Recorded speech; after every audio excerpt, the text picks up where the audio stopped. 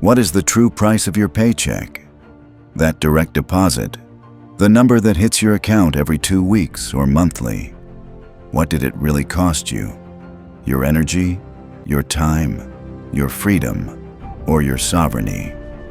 You trade the one truly finite resource you have, your life, for a number that immediately gets eaten by landlords, by banks and bills. You are building a life on a foundation of debt. You are a tenant in your own existence. Your 8 to 5 p.m. is not a job. It is modern serfdom. You are working overtime to build someone else's empire, while your own kingdom crumbles into dust. Disgusting. And the most pathetic part? You thank them for the privilege. It's time to break the chain. It's time to stop being the serf and start reigning as the king of your own economy. Let's cut the crap. There are only 2 financial states, the serf and the king. The serf trades his time for money. He is a line item on someone else's balance sheet. He lives paycheck to paycheck. His master is his debt. His God is his employer. He believes money is something you earn through sweat and submission. He is owned. His strategy? Comply, consume, and owe. He is a slave to the system, a beggar at the feast.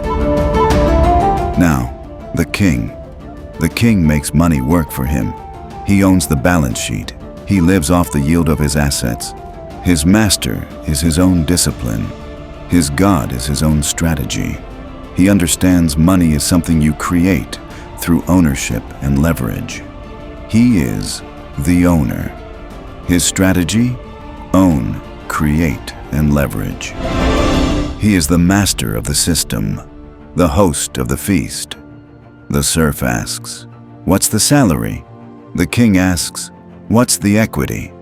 The serf fears being fired. The king cannot be fired. The serf's income is linear.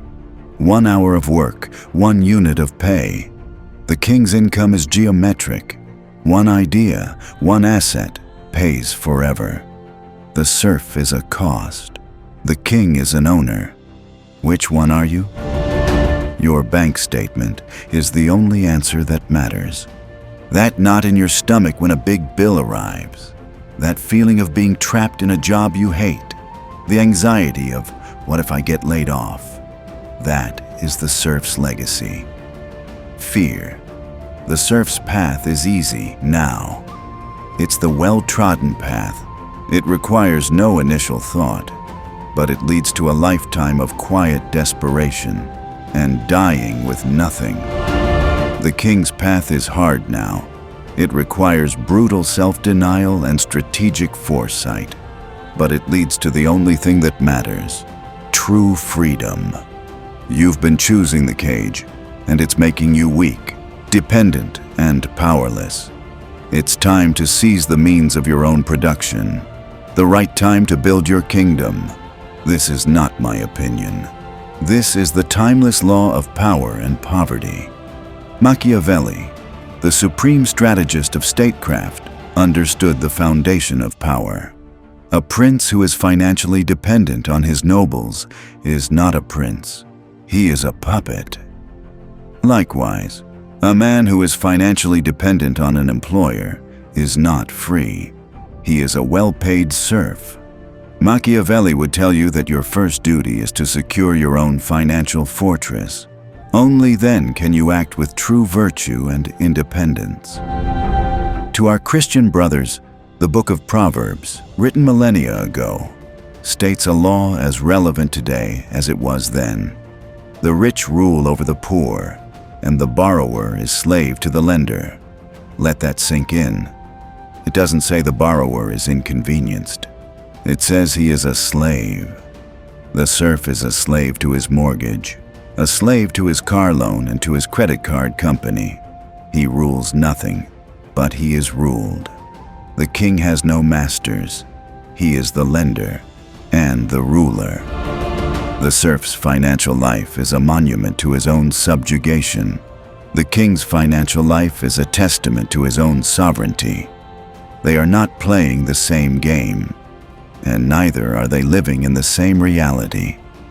The serf is a slave to his debt. The king is the master of his assets. This shift is everything. It is the difference between a life of servitude and a life of command. But philosophy without a system is just a slave's daydream. And you've dreamed enough. It's time for the royal decree, the exact time to implement the king's code. This is not financial advice. It is the king's code.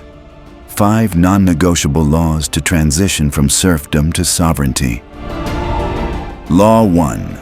Declare total war on your debt.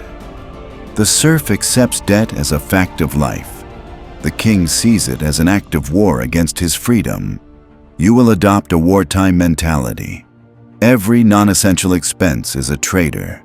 Every dollar saved is a soldier for your army. You will annihilate your consumer debt with a vicious, focused intensity. This is your first military campaign. Your freedom is the only prize. Law 2. Build your fortress of emergency gold. The serf is one missed paycheck from crisis. The king is unshakable. Your first asset is a cash fortress. 6 months of bare-bones living expenses. This is not savings. This is your strategic reserve. This is what allows you to say no to a bad deal, to walk away from a toxic job, to operate from a position of strength, not desperation. Cash is your armor. Law 3. Acquire income-generating assets, not liabilities. The serf buys liabilities that look like assets. A new car, a bigger TV. The king acquires assets that print money. Your capital is your army. You will deploy it to conquer income streams. Dividend stocks, rental properties, a digital asset, a piece of a business. You are not a consumer. You are a general, deploying troops to capture revenue-producing territory. Your money must go to work. Law 4. Master the mind of an owner, not an employee. The serf thinks like an employee. How can I get a raise? The king thinks like an owner. How can I create more value? How can I systematize this? How can I scale? You will start viewing your job not as a career, but as a training ground and a source of capital to fund your asset acquisitions. Your ultimate goal is to make your job optional. Think like the founder of your own company. Law 5. Cultivate multiple streams of tribute. The serf has one master, one source of sustenance. The king has an entire economy paying him tribute. Your salary is one stream. Your dividends are another. Your rental income is another. Your digital product is another. You will build a diversified portfolio of income so that if one stream dries up, your kingdom remains standing. Diversify your power. This is the code. It is how you build your treasury, and exactly how you secure your throne. This is not a suggestion. It is your declaration of financial independence. The serf in you is terrified. It's too hard. I don't make enough. That is the voice of your perpetual servitude, the voice that dies in debt. The king acts now. So here is your first royal decree, your first act of financial sovereignty. I want you to open your banking app right now, look at your last 3 bank statements, and I want you to find one recurring subscription, one useless expenditure, that one daily luxury that is keeping you a serf, that $5 coffee, the streaming services you don't use, the eating out that is draining your treasury. And I want you to cancel it. Yes, I mean cancel it now. That money is now your first soldier. You will redirect it to your debt or to your fortress of cash. Do you feel the resistance? That whining need for your little comfort? That is the serf, begging for his gruel.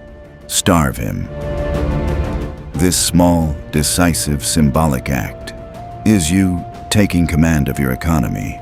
It is you breaking the first link in the chain, and it is you issuing your first decree as king. The throne has been empty long enough.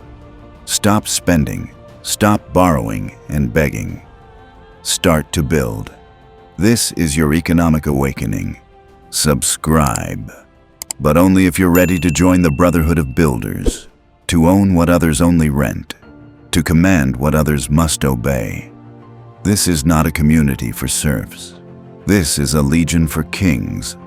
Your mind is occupied territory. It's time to liberate it. We are .com Stoic, and I will see you in your kingdom.